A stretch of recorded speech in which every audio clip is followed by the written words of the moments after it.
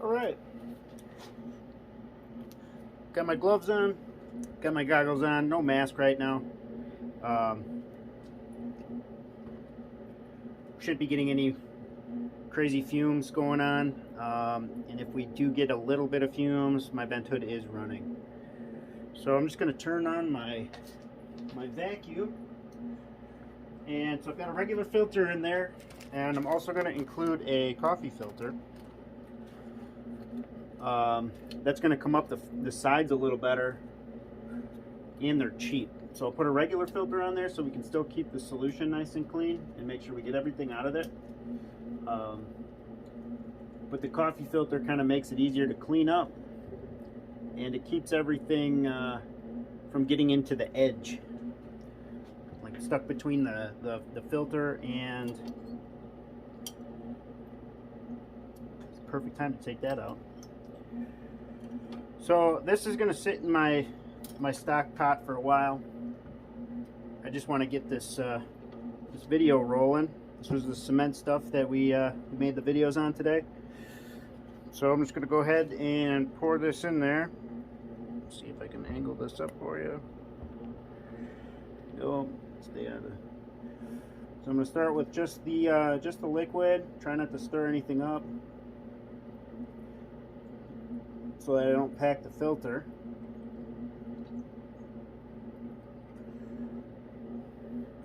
I would like to get some bigger ones though, so I can go all the way up the side of the filter, or the funnel. I mean, utilize the whole thing.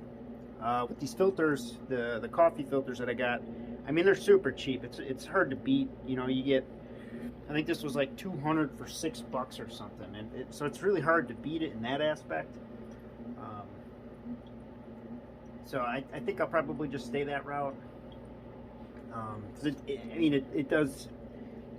You keep the one filter in there, and it does the same thing. So, you know, keeping the solution nice and clear, and then you just get a little extra protection from our coffee filter. Top it off again.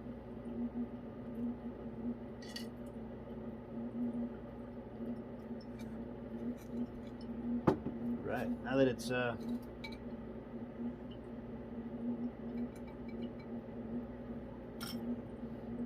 pull some of the copper out, I can see. So if I dip this pure copper in there, it stays copper. If there's any silver left in solution, there's not a lot, and it's going to be caught in the next tank, and I'm gonna have to do a big video on that as well. So like I said, there's some metals in there. I'll try to shake them off before I put them away.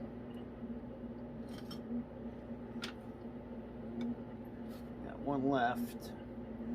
So don't be shocked at the amount of the massive amount of silver we have from that tiny little batch today. I mean, it's definitely a jaw dropper, I'll tell you that.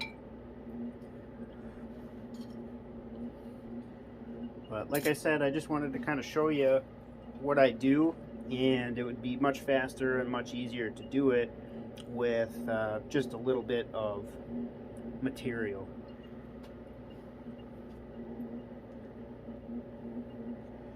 Alright, we're just about through on the solution there.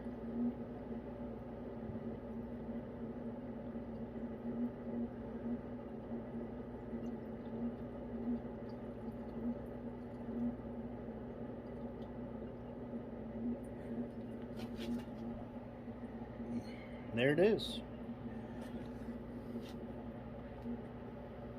A little bit of silver. Go ahead and put a little distilled water in here.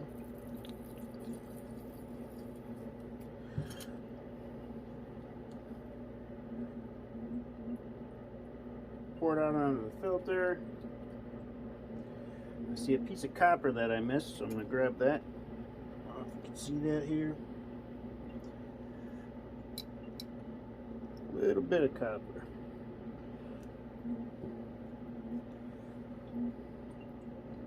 ahead and rinse all the goods off of that. Not that copper's bad, it's just not what I'm after right now.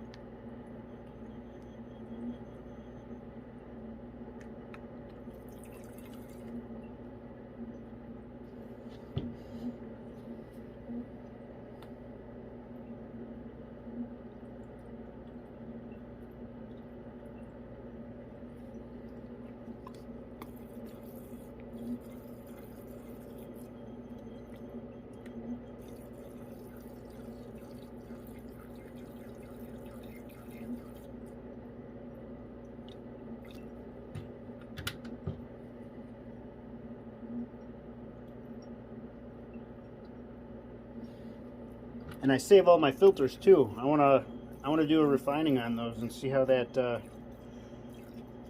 ends up.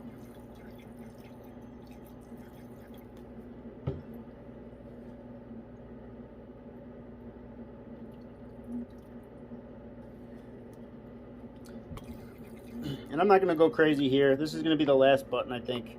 I looked at my silver cell, and not that it's full, but there is a lot of copper in solution. So I don't know if I want to add or do too much more and risk our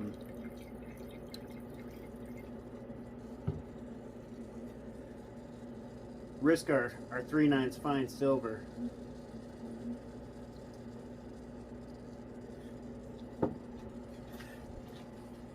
There you go.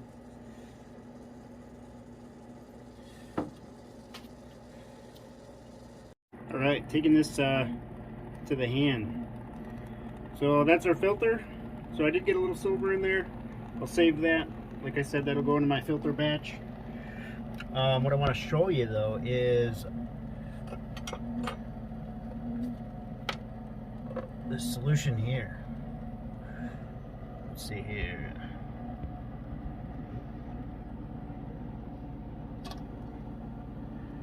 So it's coming along. Really nice crystals. But as you can see, there is definitely some copper in the solution. And that's my fault. You know, like I said, those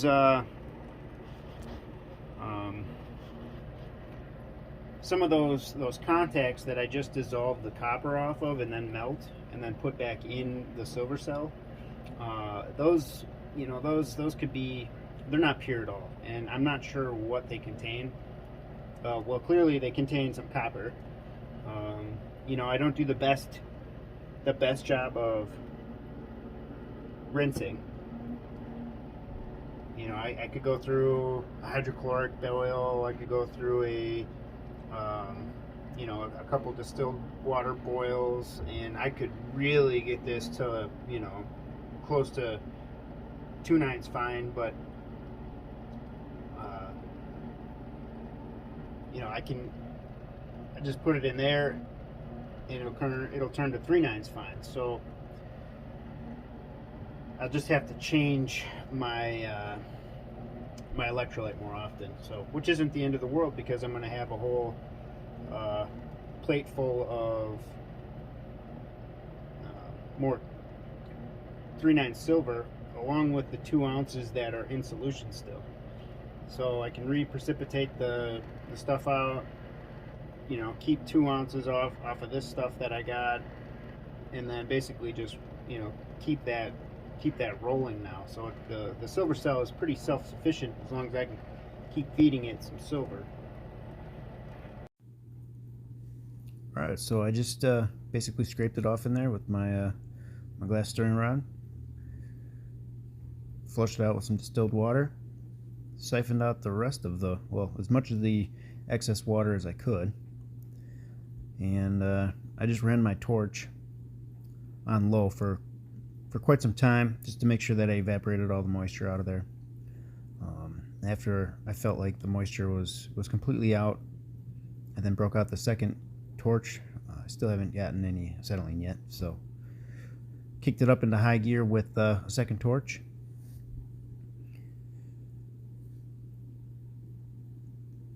And because I wasn't able to get the metal hot enough fast enough to go into a button, the borax was melting and consolidating all at the bottom.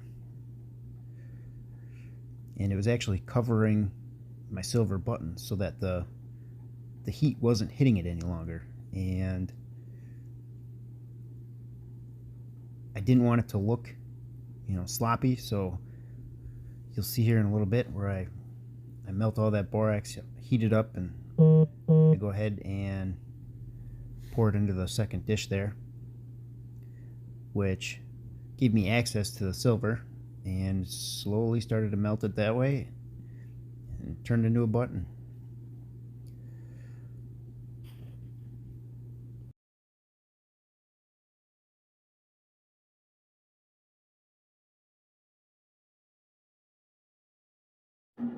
Alright, so I'm going to go ahead and turn heat plate on to 3.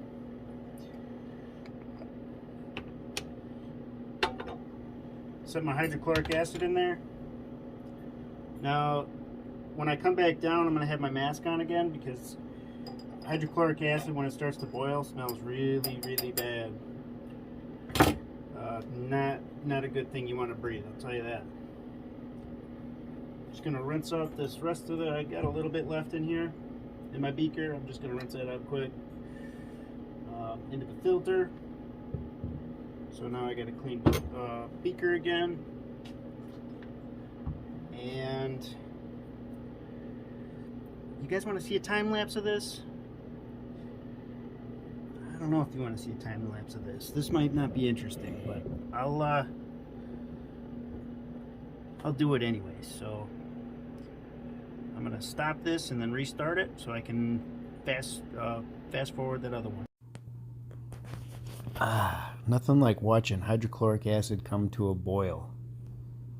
It's just as interesting as watching grass grow. Can anyone tell me how many BTUs it takes for hydrochloric acid to come to a boil? Oh, serious, I'd have to look it up. I suppose there'd be some time here. But I can tell you this works. The hydrochloric acid works way better than just tap water when trying to get rid of that borax.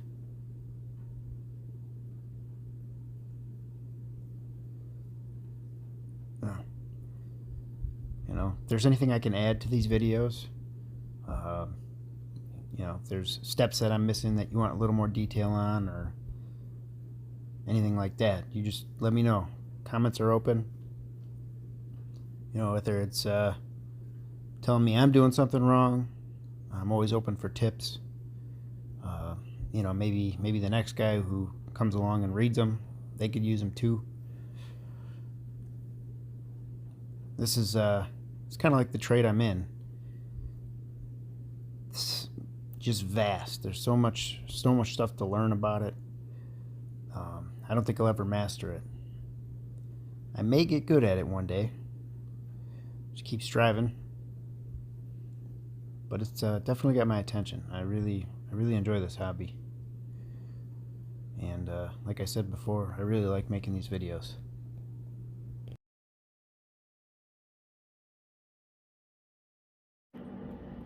Alright, I'm gonna pick this out of there. See all the borax left off in the hydrochloric acid. I'm gonna go give this a quick rinse and some tap water.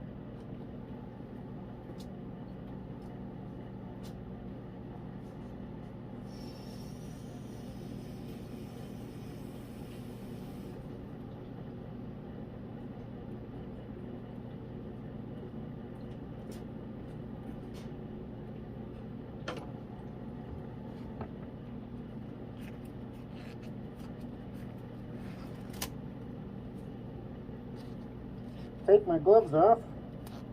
Everything's rinsed out. I don't need those anymore. Alright.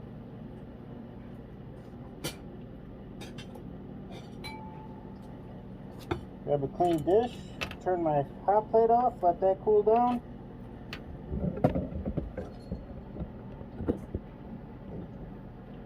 Oh, here's our button of silver.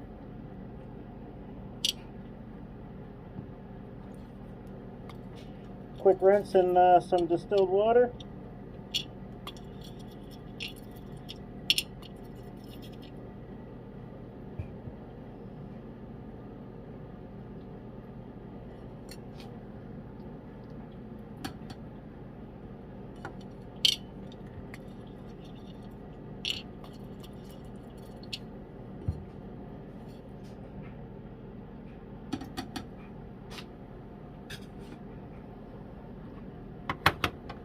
Alright, and let's see what we got.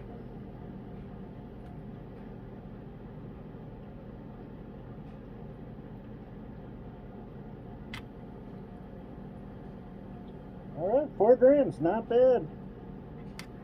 All adds up, right?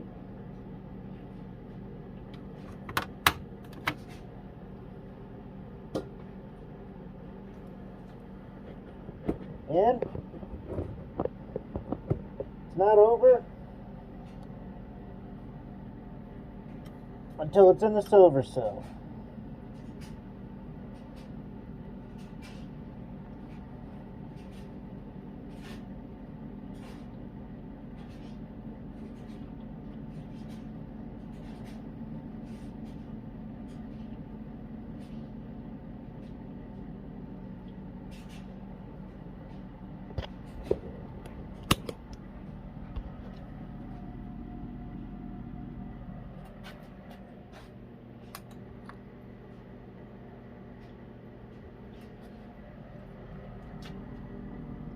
It's not until it's drawing amps in the silver cell.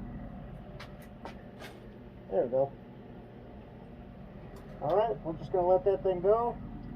That little piece will be gone tomorrow morning. I'll shut the silver cell off, and then we'll make a video of getting all of our 395 silver out of there.